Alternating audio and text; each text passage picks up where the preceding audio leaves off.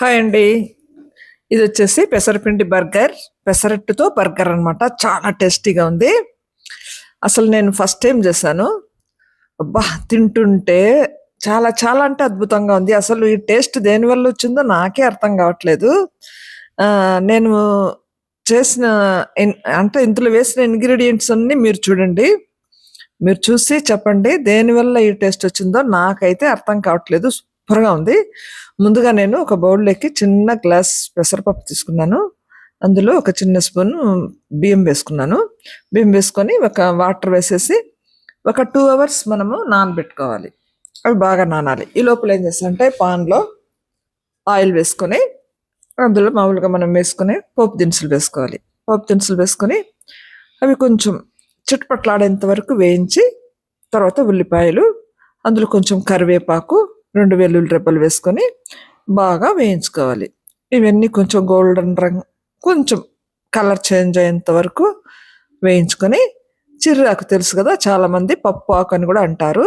చిర్రాకు చాలా టేస్టీగా ఉంటుంది. అది 2 టైమ్స్ బాగా వాష్ చేసుకొని కట్ చేసుకొని వేసుకోవాలి.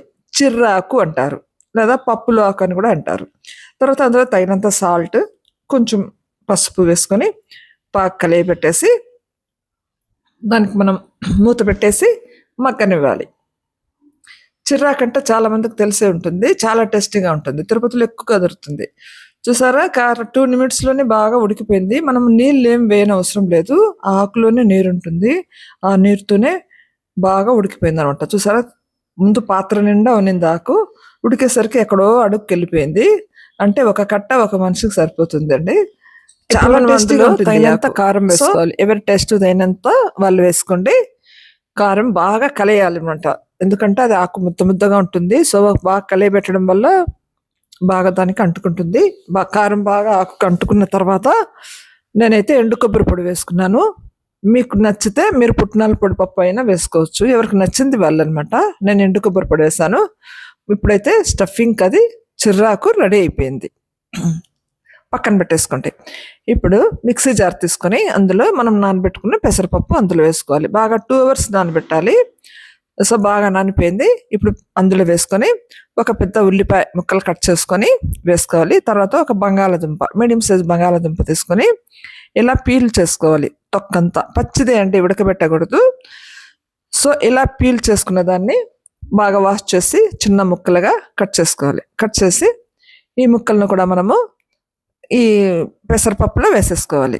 వేసుకున్న తర్వాత ఒక 3 పచ్చిమిర్చి మీకు కావాలంటే ఎక్కువ వేసుకోండి.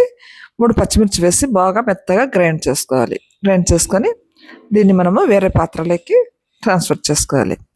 సో ఇప్పుడు ఈ పిండిలో మనము కొంచెం జీలకర్ర, కొత్తిమీర, కొంచెం సాల్ట్ కూడా వేసేసి బాగా కలియపెట్టుకోవాలి. ఇప్పుడు మనకు పెసరట్టు పిండి అనేది రెడీ అయిపోయింది. మనం పొయ్యి పైన ఇప్పుడు నేనైతే ఇలాంటి పాన్ పెట్టుకున్నాను. డబుల్ సైడ్ పాన్ అనమాట అది. శాండ్విచ్లు లేదా బర్గర్ చేస్తానికి బాగుంటుంది. మీరు కావాలంటే ఆన్లైన్లో మీరైనా తెప్పించుకోవచ్చు. అమెజాన్లో ఉన్నాయి. సో ఇప్పుడు ఒక గంట పిండి ఇలా వేసేసి మూత పెట్టేసుకోవాలి. మూత పెట్టేసి జస్ట్ 1 మినిట్ అనమాట. అది కొంచెం కుక్ అవుతుంది. కుక్ అయ్యాక పైన మనం స్టఫింగ్కి ఈ చిర్రాకు రెడీ చేసి పెట్టుకున్నాం కదా, చిర్రాకు ఇది వేసుకోవాలన్నమాట. ఇదంతా ఇలా తగినంత వేసేసుకొని బాగా స్ప్రెడ్ చేసుకొని పైన వచ్చేసి నేనైతే అమూల్ చీజ్ తీసుకున్నాను. చీజ్ వేయడం వల్ల బాగా టేస్ట్ వస్తుంది. మీకు ఇష్టం లేకపోతే స్కిప్ చేసేయచ్చు. ఈ చీజ్ ఇలా ఒకటి వేసుకున్నాను. వేసుకొని తర్వాత పైన వచ్చేసి మళ్ళీ పెసరట్టు పిండితో కవర్ చేసుకోవాలి. ఇలా కవర్ చేసేసుకొని బాగా నీట్గా అంటే ఆ పాన్ నిండుగా వచ్చేలాగా మనము వేసుకుంటే బాగుంటుందన్నమాట. బర్గర్ అనేది నీట్గా ఉంటుంది షేప్గా. సో ఇలా అంతా వేసేసుకొని కవర్ చేసుకొని పైన లైట్గా ఆయిల్ వేసుకోవాలి.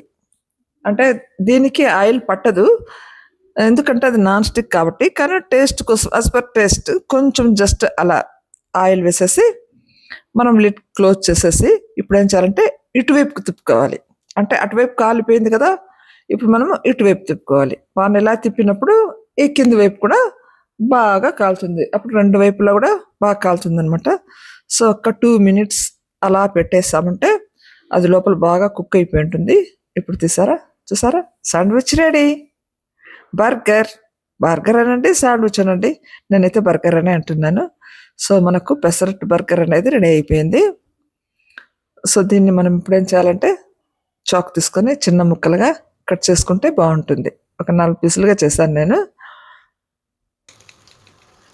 చేసుకొని ఇప్పుడు ఇంకా తినడమే ఆలస్యం. చూసారా ఎలా బాగుందో, ఎంత బాగుందో. 2 వైపులు బాగా కుక్ అయిపోయింది. లోపల చీజ్ అంతా కరిగిపోయింది. చిరాకు బాగా పట్టేసింది. చూసారా ఇలా పెడితే చీజ్ కారుతూ చాలా టెంప్టింగ్గా ఉంది. చూస్తూనే అసలు ఆ వేడి మీదనే నోట్లో పెట్టేసుకొని ఎప్పుడెప్పుడు తిందామా అనిపిస్తుంది. తినేసాను.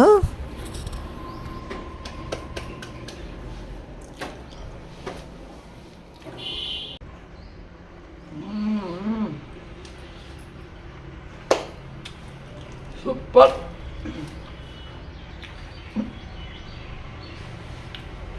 టేస్ట్ అయితే అద్దరిపోయింది. టేస్ట్ దేనివల్ల వచ్చిందో అర్థం కావట్లేదు నాకు. పెసరట్టు వల్ల, లేక పొటాటో వేయడం వల్ల, లేక చీజ్ వేయడం వలన, లేక చిర్రాకు పెట్టడం వలన, దేనివల్ల వచ్చిందో కానీ ఇంత రుచిగా నేను ఎప్పుడు తినలేదు. సూపర్గా ఉంది. ఒకసారి మీరు కూడా ట్రై చేయండి తప్పనిసరిగా. సూపర్గా ఉంది.